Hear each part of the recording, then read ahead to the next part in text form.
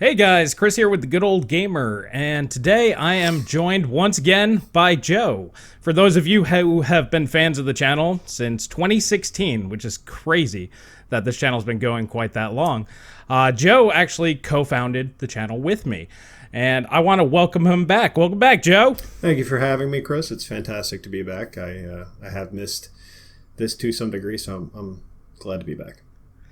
Yeah, it's definitely one of the things that I've been longing for. I've been trying to get Joe back for a while now, and he finally said yes because, well, we're all locked up, so might as well talk to your friends, right? Yeah, we've got nothing better to do. Exactly.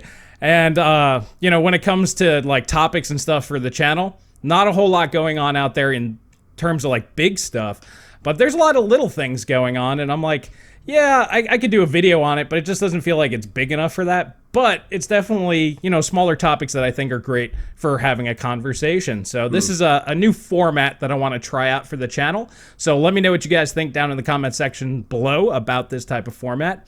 But overall, it's just going to be two guys chatting about video games and tech and life and getting old and all of that stuff. Basically, just a regular conversation, my friend. Mm-hmm. Well, you know, it sounds good to me, so let's get to it. Sure. So, yeah, so you were just telling me that, you know, you're basically just sitting around playing video games all day when you're not working from home, so you're lucky enough in that particular position to have that going on. Yes. So, like, what kind of games have you been playing? What's been going on? Oh, man, right now I am obsessed with Mount & Blade 2 Bannerlord. You know, firstly, you know, because it's something I'm able to do while I'm working, in a sense, is to have a single player game going where I can pause and like do my work as I need to and whatnot. So I've been able to spend a lot of hours on it, and I'll be honest with you, I can't even explain why I'm so addicted to the game. It's great in a lot of ways, but it's early access and it's a little janky. I mean, it's kind of early access, you know. I mean, it's early access, right? So ultimately, I'm not. Yeah, it's definitely got issues, but ultimately, it's been so much fun. I can't, you know, I could probably talk about specifics in terms of like the way the battles play out and stuff, and being able to control your units, and then it's kind of like medieval role playing. It's really kind of what is it? It's more like it's like Crusader Kings 2 and Total War Warhammer. Total War like had kind of a baby. It's weird. You're a little bit of Civilization mixed in there. It's a lot of fun. I'm enjoying it immensely. I just, you know, and they update it every day, so that's been fantastic. But if it's not that, then it's Hunt Showdown. Those are really the only two games still hunting, huh? Dude, I fucking love Hunt. There's something about that game. I'm upset. That's the other thing. Like, Mount & Blade has taken me away from Hunt to a degree, because there's a couple nights where I've been by myself and I'm like, wow, I could play some Hunt. Oh, nobody wants to play Hunt. Oh no, I guess I'll play Mount & Blade. So sad for me. Like, you know, I mean, I'm happy to do it. So otherwise, I'd be playing Hunt with random people. But yeah, it's those are the two games. I wish I had more. It's funny because in anticipation of working from home, I went ahead and downloaded a bunch of single player games like Assassin's Creed Odyssey, which I never got to play. I have it. I just never have touched it. I've downloaded like Civ 6 again, and like a couple others. I haven't touched one because randomly on a whim I bought Mount & Blade 2 Bannerlord, and I've not been able to pretty much do anything other than that. So. Well, I mean, from what you described, I mean, like Crusader Kings 2 and the Warhammer games and Total Wars and all that kind of stuff, that's your jam. Oh, yeah, that right really up my alley. is your thing. So, yeah, I mean, it's like, you know, when Doom Eternal came out, I was all over it. Unfortunately, I had all kinds of issues, but it was a hell of a lot of fun for the little bit that I did play it. Which it's good you bring it up, because I did play and beat that. It's just like I kind of stepped back from that for a little bit, and that's when I found Mount & Blade, and that's what I've been playing over the last week and a half to 2 weeks. So. Right. And that's part of the reason why I really like single player games. You know, you go through, you play it, you have a great experience, you put it down, you move on. And like, I'm a big fan of that, moving on to something else. It's like, I'm not really a big fan of like watching the same like TV show over and over again. It's like, I want to watch a bunch of episodes and then I want to move on to something else, maybe mix in a movie or something. So I like variety. You like a more serialized, like in the sense where it's like a limited series. You get 8 episodes. It's a full, complete story on its own. You don't have to wait for another season. You just kind of, you're done with that, and then you move on to another show. Well, I mean, like I like longer, you know, running series and stuff as well. But, you know, like I'll get through like, let's say like a season or something, and then it's like, nah, I'm good. You know, I want to put it down, do something else. Now I did bang through Game of Thrones again, because I'm like, Season 8 wasn't as bad as I remember. Oh my god, and it was so bad. How could you say that? Oh my god, it really hurts me to hear that. It really wasn't good. But Yeah, okay. if you do some mental gymnastics and you watch them all, like literally, I watched the entire series in like a week. Like I just banged it out. Yeah. And you can make it work if you really want to. But yeah, it there's a lot of bad in season 8. Oh my god. Season 7, however, was better than I remembered. Like, I was like, I didn't really care for it, like, in my memory, because it was such a long gap between 7 and 8. Yeah, sure. But going back through it, I'm like, no, that was actually okay. I was all right with it. I think in retrospect, after how bad 8 was, 7 looks better. Through that rose-colored lens of, oh my god, 8 was fucking atrocious.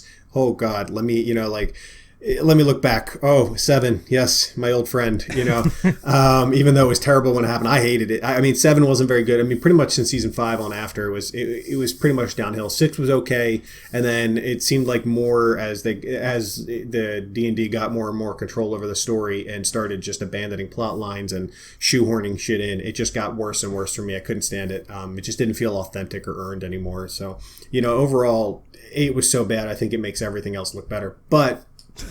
That's just my take on it. Well, no, I could kind of agree. But 7 overall, like I said, it's different when you watch them all in sequence in a very short period of time, because the first few seasons are so plot heavy that it's actually a nice change. It's like a variety in the show. It's like now we're going, popcorn action. That's essentially what season 7 was. It was basically their Marvel moment. It's like, yeah, forget story. We have everything already set up. All the characters. Now it's just action sequences. And I think that it actually worked better. And then they tried to carry that again in season 8, where you needed kind of a culmination, or you needed both. You needed, because you're trying to resolve the story, you need some story. And they said, nah, let's just go with more action. Yeah. And it just didn't really work. Yeah, season 8 was more of a, let's just end this. I don't care how we do it. Just fucking end it, because they didn't want to do it. Which is insanity. They were offering so much money to get more seasons out of it. And those assholes just refused. And, listen, I mean, everybody wants to do their own thing in their life. And I can understand maybe they were burnt out and whatnot. So, on a personal level, it does, resonate. But on a professional level, and the story just deserved better. So I was, really disappointed. But in the end, at least this entire series came out before book 6. Or what book are we? Yeah, book 6, right? I think it was book 6, yeah. Yeah, this entire fucking series has pretty much come out in between one book. So, hey, happy what we get. We got Game of Thrones to a degree. A Song of Ice and Fire. So I'm a little happy about that. But man, it's all going to pale in comparison to the book. So it is what, in the end, really, whatever. Yeah, well, that's if the books ever get done. He's going to die long before any other book. I swear to Christ, that is exactly what's going to happen. I mean, Robert Jordan died before he finished his Wheel of Time series, and that was a big blow to me because I was a huge fan of Wheel of Time. There's no way George R.R. Martin's fat ass is not going to die before he gets. Maybe we get book 6. There's no way he's finishing the series. Somebody else will have to finish it for him. I mean, I'm good. TV series is resolved. I'm over it. I watched it through a second time. It's like, I'm probably good for a long time. I might go back through it again in the future, for one more again, and that's probably going to be it. I can't do it. I'm still so, disheartened by season 8. I really, yes, you get some sort of conclusion, so there is that. I can always say, well, I did get to see the show conclude. But I feel like the conclusion was so poorly done, it's it doesn't scratch the itch. Well, like I said, go through, binge the whole thing, and kind of make it make sense to you. Make up your own story and be like, okay, this is what they meant by this. And like I said, you can do enough mental gymnastics to where it's like, okay, the only thing I could not resolve was making Bran king. No amount of mental gymnastics made that make sense. Dude, his whole entire season 8 was just sitting in a chair staring at people. In a weird, creepy way. That's it. That was 99% of what he did in season 8. And that's atrocious. Season 7, he was actually, creepy about it, too. It's like, I am not Bran. Yeah. And, this is an unstable person. You don't want... Anyway, We can go on this. Yeah, we probably could. Forever. Yeah, we could probably tear this apart for quite a while. Yeah, so let's. Yeah. And I mean, if you guys want to see us really rip into something super hardcore, if there's a topic you see us rambling on, this, Mass Effect, Halo, there's a few other ones that me and Joe can just go on forever. Hey, speaking of shit to rip apart, how about Doom? I mean, we talked about it a minute ago, but Doom Eternal's story. I loved the game, but the story was a little wonky. It had some contradiction issues that kind of bugged me. So I don't know what you thought about it. Did you even get to finish the game, or are you still waiting? I did. I was able to get it to work under certain conditions. I went ahead and just downloaded the cracked version because it was cracked day one, and because I wanted to troubleshoot it, but I wanted my money back, so I returned it, and it was like troubleshooting. So I was able to finish through it. I will pick it up because it's a game that you don't have to justify it to me. You know how much shit I've got that's cracked on my game. Well, I always buy my games. That's just the way I do too. Later, like if it's a game that I'm not necessarily going to buy, I will. Like for instance, Doom is something I purchased day one because I love 2016 and I want to support id. So for me, I'm like totally that's a day one purchase. For instance, like there's other series that would have done the same thing, but Bethesda has really lost me. Like Fallout 76, I would have bought a Fallout game day one for just about anything, and then Fallout 76 was such a Fallout 4 started that downward trend. Let's start with Bethesda being shitty, and we'll circle back to Doom. But yeah, Fallout 4 really kind of started that for me because it was like, I don't know, Fallout 3 was like an upgrade over Oblivion. Oblivion felt like an upgrade over Morrowind.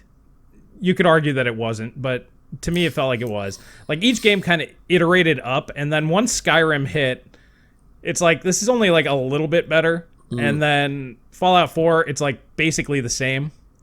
Like they just didn't progress anything. Then Fallout 76 happened, and there was no chance in hell I was going to buy that. Oh my God. And it just gets worse every day. The fact that they still support the game is ridiculous. It's shocking. I would have thought that they'd just say, here's your money back, we're sorry, and just let it die. But you would think, and honestly, they might have been better off. But because what was it? Within 30 days, they were literally giving 2 free copies of the game away with an Xbox purchase. I mean, they were dying to get the game moving. I mean, oh yeah, and it's been such a shit show. Even this new Wastelanders update or whatever it is. I mean, just. I don't know. What is it? Probably dozens of people still playing the game, for God's sakes. And if you are, honestly, I think you should see a doctor because you might have some mental problems. But it was such a shit show. It's such a waste of a fucking franchise because and Fallout is a game. Like for instance, Fallout and the Elder Scrolls. They're a series that have such goodwill built up around them. To the point where we used to defend the glitches in the games as a type of charm. It was like kind of a built-in oh my God, let's see what kind of crazy bugs this game has, because they always have these weird, wonderful bugs. The Skyrim glitches on YouTube back in the early days of YouTube, that was like a feature. Absolutely, exactly. You can make videos on them. It's like, this is a benefit. Look at this. This is crazy. And exactly. Get 100,000 views off of that. Exactly. And but the thing is like the games themselves were so great that they could support that. Like you could, but then 4 was a good game in my estimation, not a great game, definitely not Fallout 3 or New Vegas quality. And then 4, okay, there was bugs and still it's Fallout, it was still good. And then 76, I mean, they stripped out all the Fallout, and you can't support it. Like the game was not good enough to carry the glitches to make them to make them that charming aspect of the game that you kind of look forward to. And well, in 76, didn't they get rid of like all story? Isn't there like pretty no much story in that game? All the story is told through like tapes, like the cassette, the tapes you find around, like the log tapes. And there's no NPCs to interact with, although I think with that's the Wastelanders what it is. update, No NPCs. Yeah, so I'm like that won't work. I just knew that was not going to happen. And the PvP was atrocious initially. I mean, it just fucked up on so many levels. It was so bad. It's just what I'm saying is like there are series that have such goodwill built into them that like I said, Doom is one of them. Like after 2016, and I'll support id because what a great game, and I love the company. It's a great company. And then Bethesda with Fallout, I would have supported that, but now I can't. But then you've got other games coming out like CD Projekt Red with The Witcher and Yeah, now they've got Cyberpunk Cyberpunk. 2077 coming out, and that's a day one purchase for me because the CD Projekt Red is producing incredible DLCs with incredible games. I mean, and they're not overpricing, they're not nickel and diming you with microtransactions. I mean, there's certain goodwill that's built into these games that for instance, Bethesda is like the biggest one in my mind that has destroyed, and them and EA's been a shit show for a while. Yeah, they've been a shit show for quite a while. And Anthem, oh my god, what a fucking nightmare! I mean, talk about. Well, I was gonna say right after Fallout 76, right? Then Anthem hit, and it's just these companies just trying to get that game as a service thing going. And terrible. I'm glad to see that seems to be falling off. I think they realize that maybe like 2 games are going to make it and all the rest are just not. So it's not really a market worth investing heavy in. Yeah. And, but yeah, Anthem was terrible. I told you once I saw the beta, because I knew you were pretty excited about it. I was actually reasonably hyped up. I'm like, okay, it has promise, from the trailers and whatnot. But yeah, as soon as I played the beta, I'm like, dude, this sucks. This is terrible. And you were still holding out hope. I still thought it was going to be good because I thought it had a lot of really cool elements. But then, the story, they were just late on up. I mean, it was a nightmare. I mean, honestly, I held out hope. I fucking shouldn't have. I mean, the bottom line is I gave them too much leeway. I mean, after Andromeda was still a good game in my estimation. I actually did like that game. It wasn't that bad. I didn't have any of those crazy glitches. And even if you did, I mean, like, I honestly don't think the game was nearly as bad as it was made out to be. The problem is that it was a Mass Effect property. And if it was going to be... problem. Yeah, I mean, if they called it anything else, if it was anything, it might have been much better. But, I mean, it was Mass Effect. It deserved better. And then to know that it ended up the way it was because everybody was pulled for Anthem, and Anthem was such a shit show. It's not like Anthem was this shining beacon of amazing quality. It was so terrible that it was the shining beacon of potential revenue. Right? That's what it was. So yeah, to know that Andromeda could have been, because as it was good, but to think what could have been. Because, people like me, for instance, never got that Quarian DLC to find out what happened to the Quarian arc. I mean, holy Christ, that was a blow. That was a huge blow for me because I loved the Mass Effect story. I was so involved in the characters. Such a shame. Anthem was such a shit show. And I know we've digressed, like, terribly here. That's all right. I did want to bring this up and give EA one little bit of props, and that's I saw the Command & Conquer remaster trailer coming out, and it looks like they didn't screw this up, unlike Blizzard with Warcraft 3. I'm just saying, thus far, I'm holding out some hope, but it's Command & Conquer and Red Alert. It looks like all they did was just update the graphics and the sound, and then that's about it. And that's all they need to do. And I'm with you. I think that'd be great, but if Blizzard can fuck up Warcraft 3 the way they did, I'm so terrified of any other, because EA is just as bad as Activision in terms of money, of milking money and things like that, and in quality of game versus what they're going to put into it. I mean, oh man, yeah. What is it? Warcraft 3 that fucked me hard for remakes and remasters. But thankfully, Square Enix, is kind of bringing the remakes back, and so is Capcom with the Resident Evil. Remakes have been huge here lately, yes. And I'm actually kind of okay with that because these are a lot of old games that I used to play, and a lot of them I haven't played in a long time. So like I do have the Final Fantasy. I forgot I got my camera on. So I picked up Final Fantasy VII, the remake.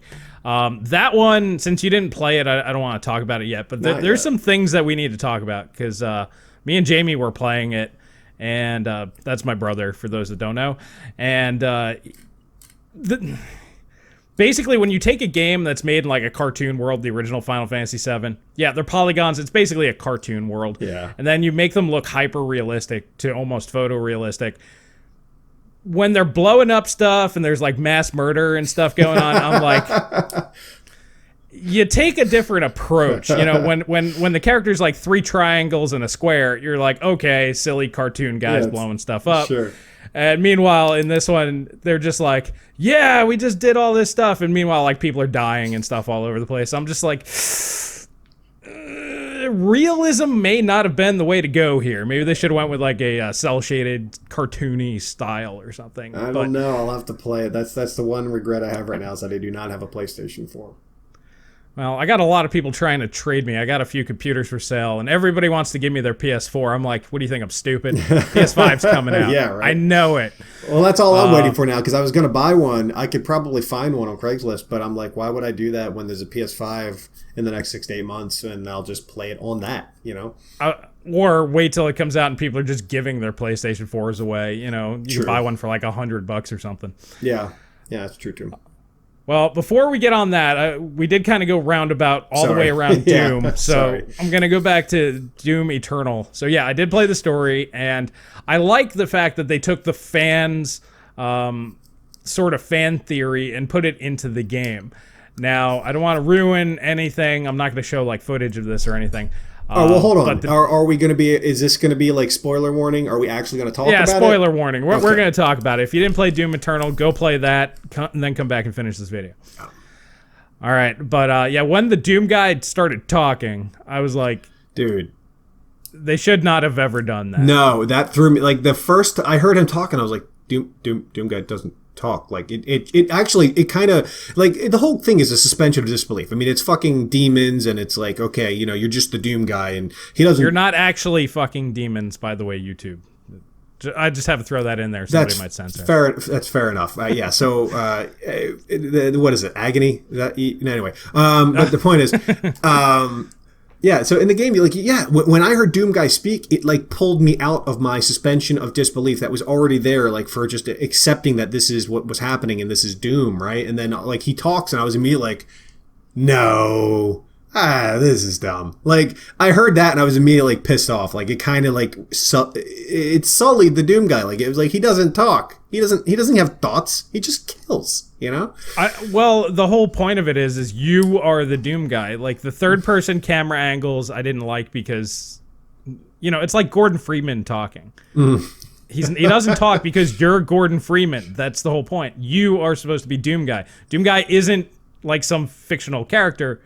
He's you when you're playing the game. That's why the first-person perspective made sense. Now, I get it. They wanted to go more into lore, and I guess it's okay overall because they do want to flesh it out into its own universe because, let's face it, like you said, all these companies keep screwing up all these other universes. So they're like, hey, there's a hole here that needs to be filled. There needs to be a game series or something with some lore and backstory so they can sell books and all this other stuff. It's the Spaceballs mentality. It's merchandising. It's where the real money from the game is going to be made. You know, it's actually funny. I'm gonna throw a tangent in here. You ever realize you don't really ever see any Spaceballs merchandise, or you never did around the time, and that's because George Lucas actually agreed to let them do Spaceballs, but only if they never made any merchandise. So it's funny you mentioned merchandising because that was one of the reasons, like, there was never like any merchandising around those characters because that was the only way they could get George Lucas to agree to let them do it. It's just funny. You brought it up. I figured I had to throw that out there. Hey, I didn't know. I mean, it's not like I was out looking for... Besides Spaceballs the Flamethrower, I did want that as a kid. And honestly, if it showed up now, I'd still be okay with it. But anyway, I figured I'd throw that out there. But yeah, I mean, I agree. I mean, they were trying to expand the lore, and I'm totally supportive of that because I love Doom, and I really think like it's got a lot of potential for exploration. In you know, whenever you get into like the Christian, and I want to say mythos, but I don't want to piss anybody off into believing and like insinuating that it's mythology in the same way. Well, this version of it is obviously it's based on the Christian religion, but it's obviously in its own fictional universe. Oh, absolutely. It's all very twisted, right? So, yeah, I think ultimately, like, I like that they're trying to do that because there's a lot of room to explore, and I do like the idea of even expanding. I don't mind the expanding of Doom Guy's character in terms of, like, you know, he was a Night Sentinel and all that stuff. That's all fine with me. I just never want to hear him talk. That could have been removed, and nothing would have changed for me in the game. Like, it didn't add; it only detracted. I never wanted to hear him speak. I was totally fine with it.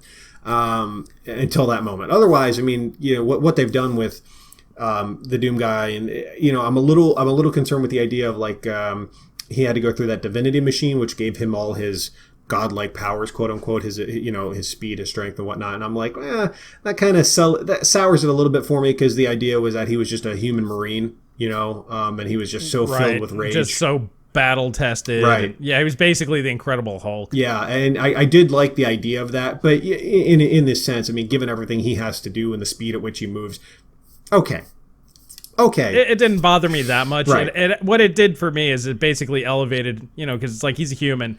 Well, that elevated him to like demigod status. Right. And that, especially fighting the icon of sin at the end, you have this dude, he's like, what, 6 feet tall versus, 600-foot tall monster. Yeah. It's like, how does that work? Oh, wait, he's demigod. So, I mean, it helps with the logic, Yeah, it eases that. Yeah, it definitely eases that, in. And I'm okay with that. And honestly, there's just some issues with the story in terms of the way it kind of contradicts itself. Like King Novik, who, on one hand, when he starts the game, is telling you they're going to send, only you to the people of Earth, essentially, to save them. But then later in the game, he's telling you it's their time to give penance and you can't save them. And it's like there's some turns in the story that don't quite make sense. It doesn't add up, Vega being the father, which I think is a red herring throwaway, but that's me. A lot of people are convinced that Samuel Hayden is Samur Maker, but it's kind of wonky about how he could even be that, considering the timelines, and it's like it's almost as if they had some great ideas. I wouldn't be surprised if like Jason Schreier, who's I guess no longer with Kotaku, but he's with Bloomberg News, going to be reporting on video games for Bloomberg's News. Anyway, like if he comes out with a big expose about like a story remake, like a lot of reboots that have been happening. I wouldn't be surprised if there was some shoehorning of a story that wasn't quite what we got in the final property. They had to kind of like adjust it to try to make it fit, which is why some things seem off. I'm sure that, creative control and all sorts of stuff. Yeah, it's probably not the first idea, the first run of it. But, I mean, overall, at the end of the day, I mean, it's a Doom game. For the most part, the story is just there to facilitate the killing. Exactly. For me, it's just them explaining, this is why you are murdering demons 3 times your size that can blow up tanks by looking at them. So...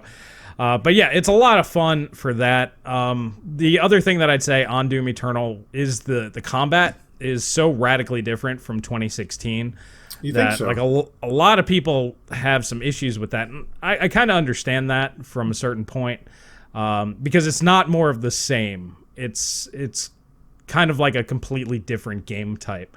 Doom 2016 was a fast-paced arena shooter. You go in, whatever, and kill everything. This one's more of a resource management shooter. True. And I think a lot of people that aren't good at the game, they're just not managing resources because that's just not what they're expecting. So I've seen a lot of people really upset with Doom Eternal's gameplay from that perspective. But I think both are valid, and I like playing both. But I like each one for different reasons. But Doom 2016 is just definitely more casual, and I can see that being more console-friendly. Doom Eternal, excuse me, I don't even know how you would play that with a controller. The speed at which that game moves, it's mind-boggling. I was going to say, it's funny because you bring that up, and I think the director, Hugo Martin? Yep. Because he did a lot of interviews before, and he definitely repeatedly said that this game is going to force you to play the game differently because, in the first game, all you did is, well, not when I say the first game, I mean Doom 2016, you run around and you have all the ammo you want. You want to play the entire game with a super shotgun or whatever. You can do that, and that's fine. You were the proverbial hammer, and everything looked like a fucking nail. Like you just were, right. you didn't matter. And there's something to be said for that. To feel like it doesn't matter what the situation is. You're the Doom guy. You've got your super shotgun. You're going to shove it down their damn throats, and it is what it is. And everybody's it's the ultimate power. Yes, and that's exactly right. It was an unmitigated, amazing power fantasy. Whereas Doom 2020, I guess, or Eternal. Yeah, I mean it's Eternal. Eternal. It has a name. Luckily. Yeah, threw me off there for a second. So yeah, Doom Eternal is it's definitely the power fantasy because you have an immense amount of power and the speed, and it's like I look at it. Puts you in your place a little bit more. You can die very easy. Yeah, you absolutely can. I'll give you that. But I think it's more like you have to learn to divert your power fantasy from one fantasy to the next. It's like each gun. So instead of being a hammer and everything's a nail, you're an entire toolkit. And maybe this is a screw, and this is a different type of screw. So you've got to get the right tool. And it's all power fantasy because no matter what gun you have in your hand, it's power fantasy. But you've got to you've got to switch accordingly to what you have to vary. Basically, you have to play the game the way the game wants you Yeah. to. Whereas Doom 2016, you can play the game the way that you want. Yeah, to, and I agree, because when I got done in a battle in Dune 2016, like some of these areas you get done, it was like exhilarating. It was like, oh my god, it was like just so much fun murdering the shit out of these demons, right? And then when I got done playing some of these battles in Eternal, I was like mentally exhausted. There were some of these battles that were so mentally intense, because it's like I think he even called it speed chess, where you're having to switch all your weapons on the fly, different enemies, different, this guy's got shields, this guy, the pinkies take damage only in the tail, and then, what's better with this guy versus this guy, big guy, pull out your chain gun, like, it's so, and I would fat finger my keys all the time, and I would be switching to the wrong guns, and I'd get so angry at myself, like little. Yeah, I use the weapon wheel on purpose. Number one, it slows down the game, so Yeah. you get that like 1 second break. Plus, I got to make sure I got the right guns. Yeah, and that's fair. I should have done that. I guess I never wanted to use it. I just was like, again, I just dealt with the fat fingering. But the point is, when I got done those fights, like, I was like mentally like, oh my god, like that was a fucking chore, but it was a fun chore. I enjoyed the shit out of it. So I'm definitely on the side of people who liked Eternal's combat. Not that I didn't love 2016's combat, but I liked and even loved Eternal. They're both great for different reasons, but there's literally no game that has ever been made quite as intense as Doom Eternal. So it is a very unique experience. Yeah, it was a lot of people are like, I could never go back to playing other games. It's like, well, no, they're still good in their own way. It's just different. And if you're looking for that like supreme level of like adrenaline, you're probably going to be waiting for the next Doom game, because I don't see anybody else pulling that off. Yeah, I don't know how they could. It's honestly, I mean, it's a very unique experience. Like, I do not think there's anything to compare to Eternal except for the previous, 2016 game, and even that, it's like it's completely different. Yeah. So you can't even compare it to that, because they're like two different game types. It evolved to be like a unique new species. Like, it's shockingly different, even though it's similar. Like, it's anyway. It doesn't matter. We can talk about that all day. But the point is what a game! Absolutely. Yeah. I just my only issue is the story. In the sense, it's like, if you're gonna give me the story, if you're going to do that, just make it make sense. Like, it shouldn't contradict itself, and it shouldn't detract. It shouldn't pull me out. Like, I shouldn't hear the Doom guy's voice and go, no. You know what I mean? Like, that's not okay for me, But then again, I'm tried and true. The first fucking video game I ever played was Doom, in terms of on a PC, right? So I go back to that. Like, but newer people might not have the problem with it like that, So yeah, and I mean, you could even look at it as, being its own other universe. You have your original games, and they can do whatever they want. But yeah, to me, once he started talking, I'm like, once again, it's like hearing Gordon Freeman talk. It's like, no, that doesn't happen. Yeah, I hear you. Well, hopefully it doesn't. We'll see. I think that they said that they are working on more Half-Life now. Have you played Alex?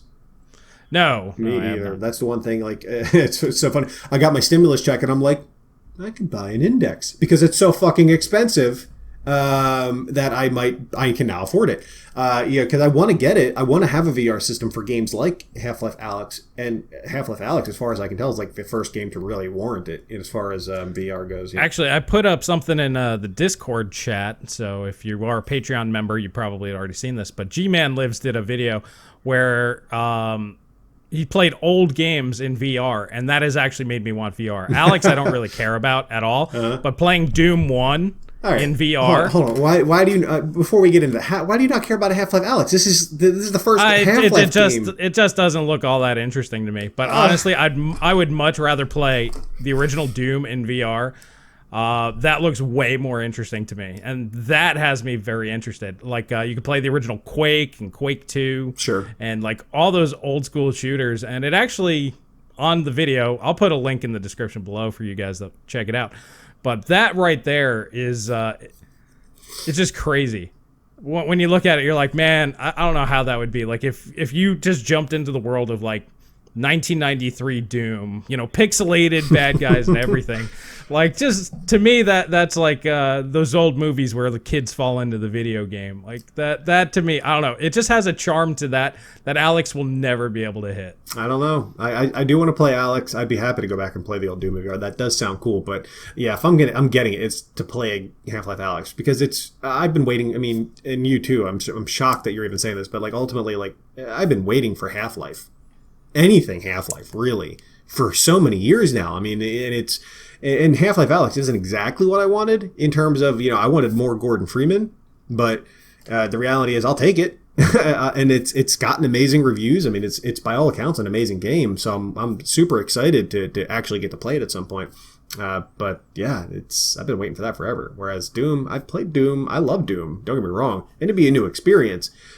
Nothing I haven't played before, and it doesn't advance anything. Half-Life Alex is actually going to advance the story, which is the other part. Like, it's one of the great things about Half-Life was the story was comparable to the gameplay in terms of what it did. Like, it was a great story. Being Gordon Freeman and the invasion, it's its own thing, and the mysterious. Well, I mean, I think people blow up Half-Life's story a little bit more. I don't know. Than it is. I mean, it is what it is. I mean, to me, it's nothing exceptional. The games were basically just glorified tech demos. Valve pushed technology so far with both games, and the way that they did it with the original Half-Life, which I do believe is superior to Half-Life 2 in pretty much every regard, because of when it came out, it was groundbreaking. There were no other games like Half-Life. Like how we're saying Doom Eternal is kind of its own thing. Nothing else is quite like that. That's what the original Half-Life was. And Half-Life 2 iterated on that and had like facial animations that took the rest of the, gaming industry like 5 to 10 years to catch up on. Yeah. So, yeah. And, technologically, it was a powerhouse. The story itself was interesting. I don't think that they fleshed it out enough to me to get super invested. They didn't, but the world building, like the idea of it, like what it could be, I think is really what was so fascinating. It's not as if the story was so well done in terms of like actual like story beats, but the world building, the idea of what it created. I think. Well, yeah, the mystery behind the G-Man. Yeah, the G-Man. The G-Man alone is like worth the price of entry to me. Like, I want to know what his deal is. Like, that is a huge thing for me. But here's the thing: they can't ever let you know. I know. No matter what it is, I know. It will disappoint. But I'll chase that dragon, baby. I will chase that dragon the entire way. I will follow him forever. Valve, there's another one of the millions of people that will just throw money at you. I will throw money at that. Dangle that carrot. I'm this close to buying, ordering fucking an Index, because I want that game. Even though I know I could probably find a cheaper VR headset to do it. But I'm like, if I'm going to get it, I want to get the Index. But even that, I mean, it's just so expensive. Well, I was talking with Jim from Adored TV earlier because I posted that video. And he was saying that he was interested in getting the Index. I would recommend holding off a little bit. People like you that just got a stimulus check are buying these things up. Wait until the holiday season and, demand goes down a little bit. I'm sure there's going to be some deals. No, the reality is I'm a little more responsible than that. I mean, I still got kids and, now that I'm living on my own, I've got my own expenses that I have to be very careful about. So everything's budgeted, but it's a matter of, like, I want it. I really do. I really want it. It's a matter of time. I'll probably get one, a year or two. Like I said, after I saw that Doom thing in Quake, and I think he even had Half-Life 2 running in VR and Half-Life 1. Yeah. He said those didn't really work as good, but Doom 3, he said, was really good. And I was thinking about that. I'm like, Doom 3 is a slower paced, horror, scary game, and I'm like, I could see that working pretty damn good in VR. I could get that. Yeah, sure. Yeah. Yeah, so... All right, so that's cool stuff that we'll be looking at some point in the future. Well, I still think VR tech is something to talk about, though, because ultimately one of the main reasons I'm like holding off from actually getting the Index is because I feel like VR is in such a state that it's still so new that it's constantly iterating on itself so quickly that to buy anything is almost outdating yourself instantly in a way that like I've still got my 1080 Ti, for 3 years now.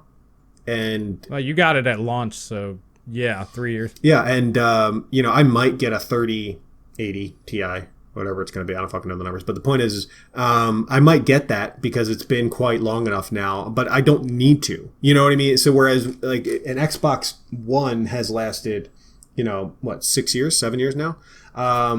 7. And it's like, okay, so for me, like VR, it's an added accessory to play a game, but it's not like it's not going to last. There's newer headsets, they're coming out with newer controllers, and it's like it's still iterating itself on itself so much that it hasn't achieved any sort of like baseline where if you get one, you're going to use it for the next 4 years, and you're not going to be missing out on any like significantly great upgrades that will change your experience. And I think that's the real issue with VR overall, and one of the reasons why I find it really hard to recommend, unless you have the money. And Yeah. I'm going to be honest with you, I'm just telling everybody out there, this kind of stuff, if you can't afford to buy it with a single paycheck, this is something that me and Paul from Not an Apple Fan said. If like a single paycheck can't cover the expense of your hobby things, so if you can't afford $1,000 index with one paycheck, you probably shouldn't be investing in it. And realistically, in the future, these things will get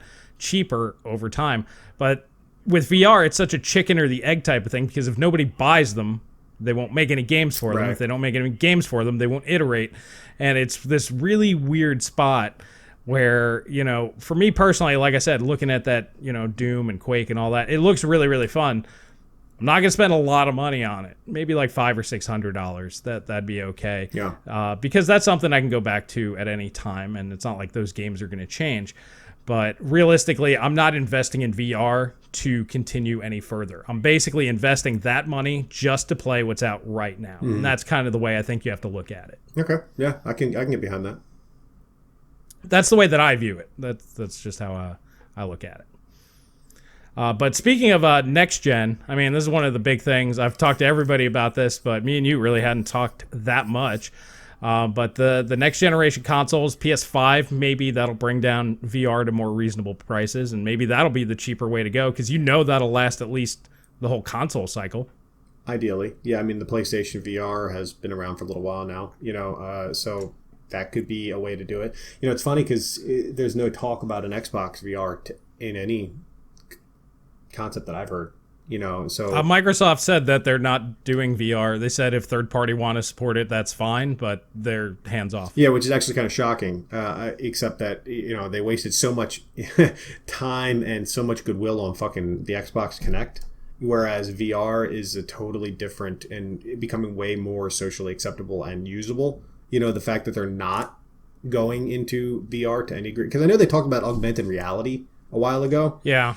I'm still kind of shocked that we haven't seen anything on that front, but I just think the tech's not there yet. Whereas VR, I mean, it's making strides. I am kind of shocked there hasn't been an Xbox VR peripheral. But yeah, I mean, that would drive it down, because I mean, the majority of the gaming world, the vast majority of the gaming world is based off of consoles. So if you can buy a PlayStation 5 and have it for 5 or 6 years and buy a PlayStation VR that goes with the PlayStation 5, and it's going to last 4 to 5 years, that would definitely make a much better investment in my mind. Yeah. So personally, I think I'm just going to stick with PC, but yeah, I think for the vast majority of people that's probably going to be the smarter way to go. I would assume that Half-Life Alyx will likely come out for it. Considering they're just x86, they're computers. Yeah. So porting it over to the PlayStation shouldn't be hard at all. So I would expect that might be a bundle title or a launch title for the PS5 VR whenever that comes out. By then, there should have been enough time, because right now, I mean, they're using it as a main driver for like the Index, even though it can be used on like the Oculus and others. But I think, by then, once the PlayStation 5 comes out, they'll have had enough where it's like, okay, eventually, if we get any new sales, why not expand to the PlayStation? Yeah, it's less of a timed exclusive, and it's just waiting for the PS5 to come out, which just coincides, in terms of timing. Yeah, so I could see that happening.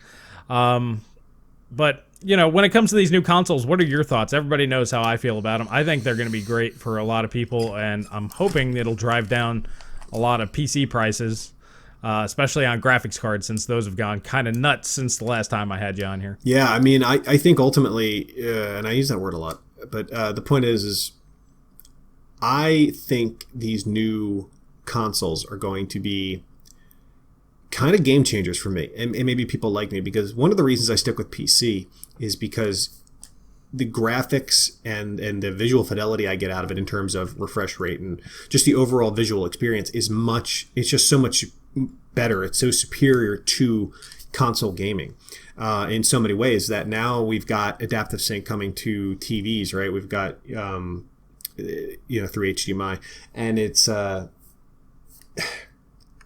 graphics are getting comparable in terms of, or at least not comparable, but kind of a good enough, like one of your recent videos, you talked about how like graphics are at a good enough period. Like you feel like they don't necessarily need to improve upon graphics too much anymore because you're happy with where they are. It is good enough. We've gone from 20 years ago, like pixelated things to pretty photorealistic characters. Final Fantasy VII, the remake, really kind of accentuates that when you put those side by side. Right. I mean, and even other games. I mean, look at Dune 2016. That's a 4-year-old game now. How amazingly good did that game look? I mean, and and Eternal just made it even better. I mean, these are games that are so amazingly good looking that you can play on current consoles and they still look pretty good. These new consoles, it's going to be amazing what they're going to be able to achieve just on consoles, and considering that the consoles are investments for however many years, I think that's kind of what's got me excited about them, because if I buy an Xbox One or Xbox Series X or a PlayStation 5, I know for the next 5 or 6 years I'm going to be able to play amazingly good looking games at high refresh rates, depending on your TV, of course, and it's going to be, of course, you won't have the mouse and keyboard, which is a huge issue too. But, well, maybe. I mean, I know Microsoft's talked about it a lot, but I think it's ultimately up to each developer whether they want to do it or not. Sure, but for me, I mean, because there are still games on the PC that I will use a controller for. But so I'm comfortable with a controller. It's just the consoles are going to be so I'm at that point of where you said where like graphics are good enough now that like what they can do on these consoles is now enough to satiate me.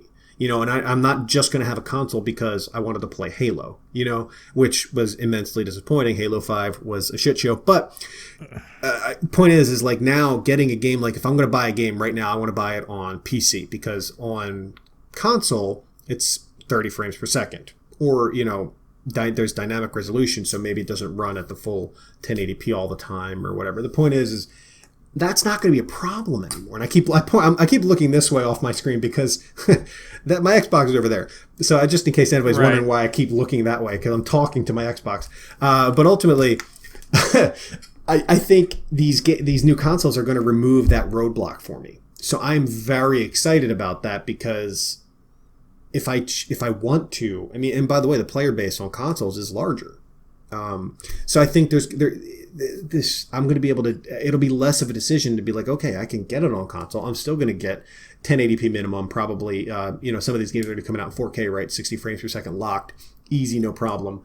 If not better, as the consoles continue to iterate upon themselves, because obviously Series X is not going to be there's not going to be only one Xbox, right? At that point, they're going to come out with newer models and they're going to iterate it on itself. So I mean, well, we still have to see. I honestly think with how powerful the PS5 and the Xbox Series X is, I don't think there will be a refresh. I'm pretty sure that the base models that launch, that's going to be the whole generation. I don't think we're going to get a refresh.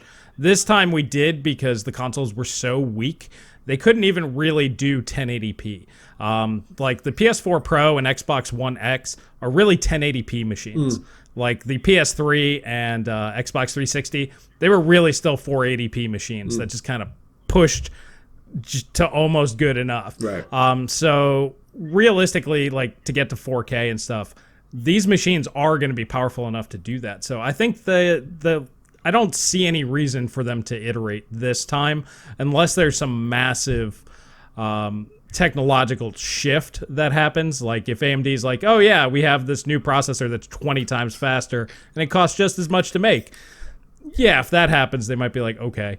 But realistically, I don't think that there's going to be any need for that because of all the extra horsepower. Just straight from the jump. And I think they're shooting the load right up front. You might be right. The only reason I would question that is the naming, because they're calling it the Xbox Series X as opposed to just like the Xbox One and the Xbox One X. Like it implies it is the first in what would be a series of things. That's the way I'm hearing it. I'm not saying I'm right, but that's just the way it strikes me. Well, they're supposedly going to come out with a $300 Xbox Series S, which won't have a Blu-ray drive. It'll be discless, and it'll have like a 4 or 6 teraflop GPU. Basically, it'll be a 1080p version of the Series S, and they can just charge less money and strip some stuff out of it. Probably a smaller SSD and things like that. So I believe that's why they're calling it that. Now, I don't know. It could be any reason. Maybe they want to have a coherent naming scheme. I'm just throwing that out there. Maybe they want to have something that iterates, you know. So next generation might be the Xbox Series Z or something. I don't know. Yeah. But, you know, we'll have to see on that. But I think more likely it's just going to be they're going to have a cheaper console to sandwich the PS5, either in price if the PS5 comes in cheaper than the Series X. But overall, I think both the PS5 and the Series X will be $499. Looking harder at the numbers, I think they're both going to cost the same. So it's just Microsoft's way to try to get more market share, I think. And it could be. I mean, I don't know. In the end, though, to kind of get back to what we're talking about, I think ultimately these consoles are removing a lot of the roadblocks, the reasons I would choose a PC over a console. Because honestly, when I was thinking about it, I was like, well, now I still want to have the PC because I still want to be able to play games like Total War. So in the same way that I used to look at consoles where it's like, I want to play Halo, so I got to have an Xbox. Now I'm going to be like, well, I'm going to have a PC just so I can play these games. And yeah, I've been thinking, like, my brain's been thinking that way a lot lately too. Yeah. So it's funny that it's kind of, like I said, it's just removing those roadblocks for me. And I'm a PC Master Race guy. I definitely look down my nose at console peasants. That's just a reality. But I'm mentally morphing into one. Like I know. Well, and plus I don't look at it as peasantry anymore. I mean, I think these consoles are going to remove so many roadblocks. It's going to be hard to call them like. It's going to be hard to look at it like a console peasant. Not that there's anything wrong with it. It's obviously just all said and good fun. But the point is they're going to be so good and so capable that. There's no shame in owning one. You know, it's not like why wouldn't you have a PC? You're not missing out. Right. You're not missing out. Right. That's really what it comes down to. It's instead of in fact. Go ahead. Oh, I was gonna say like in fact like a comparable PC would cost you much more money, and a PC to exceed it will cost significantly more money. Right. So, you know, when you're not really missing out on anything, it's really hard to justify spending that extra money. I agree, and that's the thing. I think. Like I said, roadblocks are being removed. I'm super excited about it because, you know, as I kind of mentioned earlier, as I'm living on my own, everything's budgeted. Like the idea of like buying PC parts is less and less attractive to me to a degree because I'm like, oh, you know, at least this way I know if I do invest in the Xbox Series X or whatever that I've got a solid few years, I know for sure, and even if you know maybe even longer of being able to play games at a great, you know, clip. So I think it's a very exciting time and idea. I'm super excited for the new consoles. I really think they're in the same way that the Xbox 360 kind of knocked everybody's socks off. I think these are going to do this. I think these are going to do the same thing. So I agree. I think it's going to be a much bigger jump than people are expecting, especially with things like ray tracing and DLSS on the PC side that we can already see. Obviously, AMD is going to implement that, which is a huge draw. Huge draw. The DLSS is a huge draw. Like when I talked about getting the 3080 Ti, that's why. Because I have a 1080 Ti. I don't have the Tensor cores. So I can't use the DLSS like they do, and the ray tracing won't work on it either because it's just not powerful enough. So that's the reason I want to do that. But to know that these consoles are going to be able to have ray tracing, it's like you know, anyway. I think that's going to be the big divide, and I think it's ultimately, I've done a video on it, it's ultimately going to come down to the AI upscaling the DLSS for the ray tracing, if the consoles can do it well enough to upscale to higher resolutions. Realistically, I think really heavy ray traced games on the next-gen consoles will likely run at 540p internal and run at 1080p instead of like 4K on like regular games. Now, I could be wrong. I don't know. We'll have to wait and see. But I think for me, that's really the big X factor. It's like, how good are they going to be at ray tracing? Because, and, you know, even with the DLSS, because I think PC might hold a reasonable advantage in games that really take advantage of that stuff. Yeah. And I'm starting to see other applications. For example, apparently NVIDIA now has a machine learning algorithm. They call it Voice RTX or something. I just watched the video right before doing this, And basically what it does is the AI will denoise, like when you're recording like this right now, it'll take out stuff from the background. Like if my dog starts barking or something, it'll get rid of that. If I'm typing on the keyboard, or if you're recording and there's a lot of traffic outside. So there's a lot of applications now for all of this AI stuff that's starting to permeate the consumer market. And I see some real tangible benefits from that stuff. So yeah, I'm pretty excited because I might need a PC with that stuff anyway to do the channel just for this. So right. yeah, there's a lot of factors going on out there. But what's great is it looks like things are advancing on all fronts, and I don't think anybody's going to lose. I think everybody's going to win this next generation. I agree. I think, like I said, the idea of a console peasant is kind of going away. I think there's, like you said, there's no, or like you said, no, you're not missing out on anything. There's not going to be any shame in having one or the other. There's not going to be any like, oh, I don't feel like building a PC or whatever. Like, why would you at this point? Like, yeah, you're fine with your Xbox. You know, like it's not such a negative idea. And that's, again, it's coming from somebody who is a hardcore PC master race guy, you know? So, yeah, I'm excited. I agree with what you're saying, and I think if they can find a way to implement the ray tracing, which of course that's still new technology ultimately, right? So even though it's been like the Holy Grail forever, the idea of it being actually regularly implemented,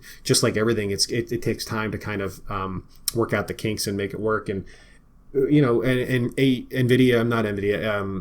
AMD has their own, or was it CD Projekt Red that produced the kind of like hardware agnostic ray tracing? Oh, that was Crytek. Crytek, sorry. I don't know why I said CD Projekt Red, and they're going to be using that in the Crysis remaster.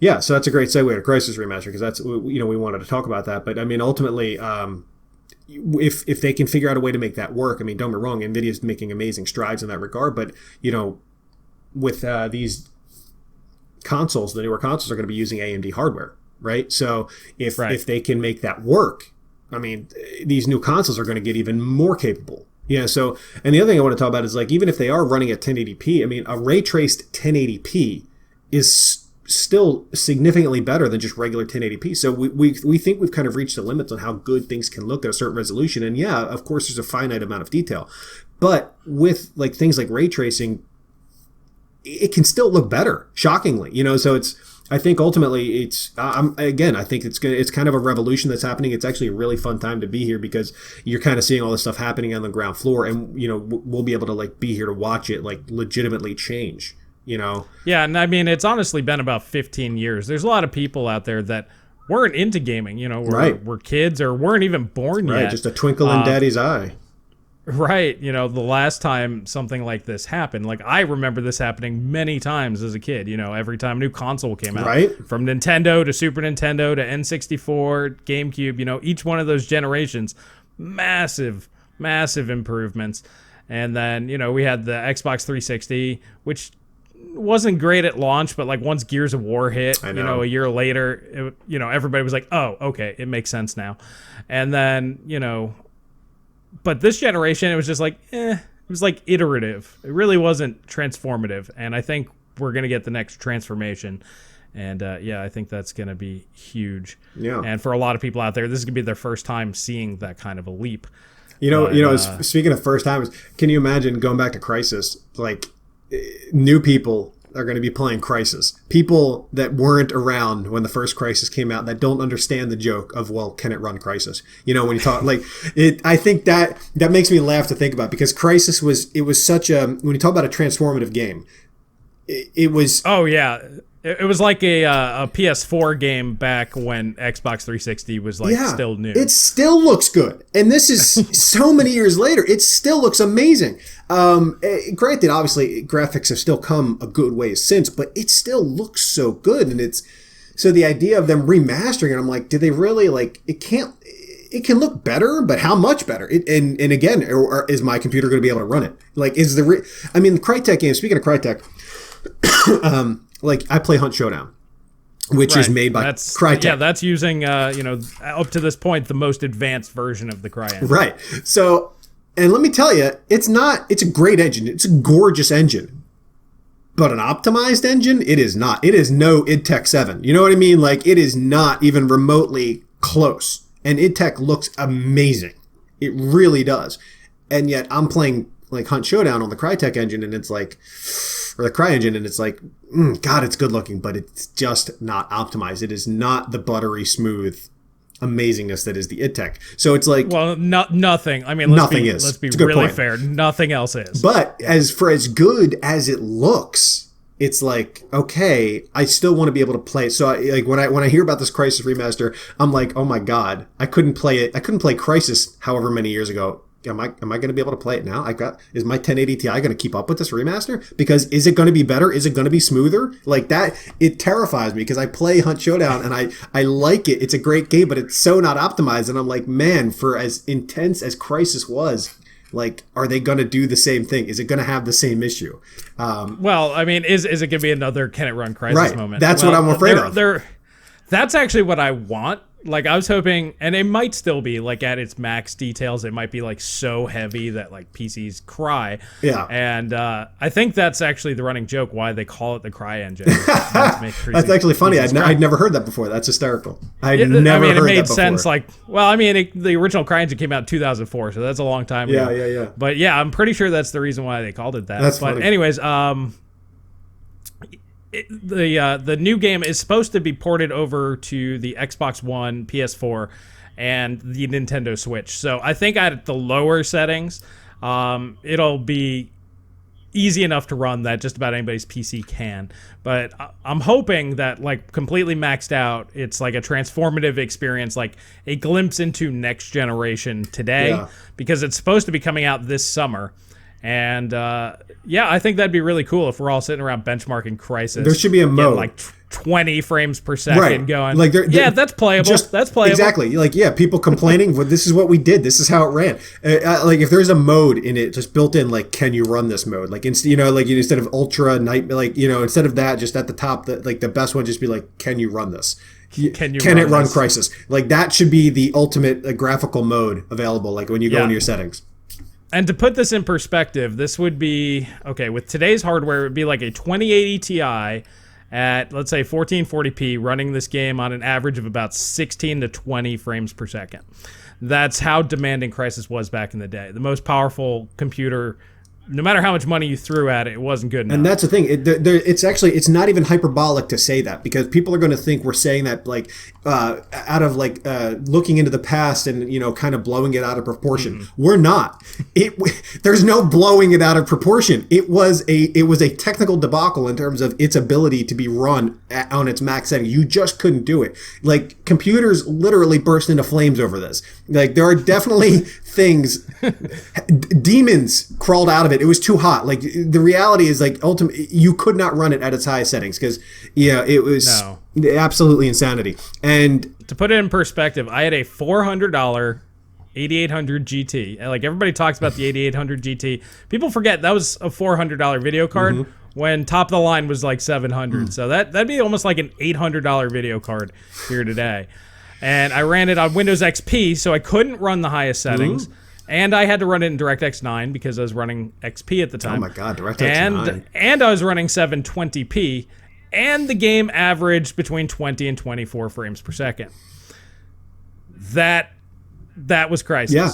And I had an overclocked Core 2 Duo at the time. That was basically the fastest CPU you could throw at. Yeah. So, and we were grateful for the opportunity. We walked uphill both ways. Honestly, it's definitely a defining gamer moment in terms of, like, if you were around for that, it's like one of those watershed moments where it's like we can all kind of harken back to it and be like, oh man, I remember trying to play Crysis. Like, yes, we're older now, and yes, we sound like idiots saying it to anybody new, but damn, there's just no way to overstate how bad that was.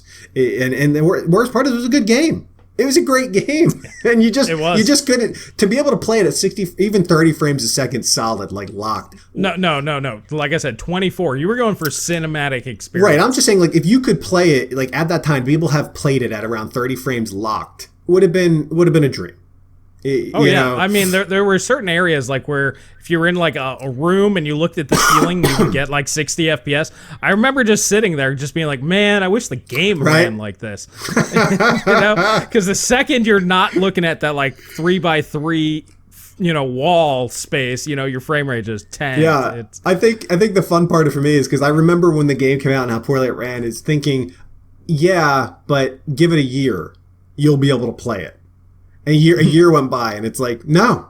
What are we at? 25 frames now? You know, like, okay, 2 more years later, hitting that 30 frame mark, like, you're starting to be like, what the hell? What did they do to this thing? Because it took so long to be able to play it to any great degree, and it's just, anyway. Well, it makes me laugh. Now it's because CPUs just can't get any faster, and we haven't had huge IPC increases in a while. But and that's part of the reason why the new game is coming out. The remaster is it'll work better on multi-core CPUs and stuff like that. Like the Crysis 3 is actually really good about utilizing CPU. Yeah. And so yeah, the original Crysis was limited for a lot of reasons, but realistically, nobody really enjoyed playing it. Unless you were into pain. Like if you're one of those people that enjoy suffering, then yes, you probably enjoyed it. But to me, it speaks to how good the game actually was. I played through it several times at basically N64 frame rate, and I played N64. GoldenEye like 8 frames per second. I've gone through the low frame rate trudge, but yeah, it'd be really interesting to see, nowadays with everybody, 250 frames per second or that's too slow for me. It's like, okay, let's get you a game that can't hit 30. Yeah. You have no idea what you're talking about. It's almost sacrilegious to be able to play it at a higher frame rate. Like part of me, like, is actually like in my gut, like rejecting that concept. It's like, this is one of the, in the pantheon of video games, like this is like almost sacred. If you're going to play Crysis, it can't be at any greater than 24 frames per second. It's just not allowed. That's just like part of me wants to say, no, don't do this. Like, let it be, let it be enshrined as it was, but I think a lot of people could still benefit. It was a great game. Yeah, and with the next generation consoles, and I'm sure that it'll get an update for those.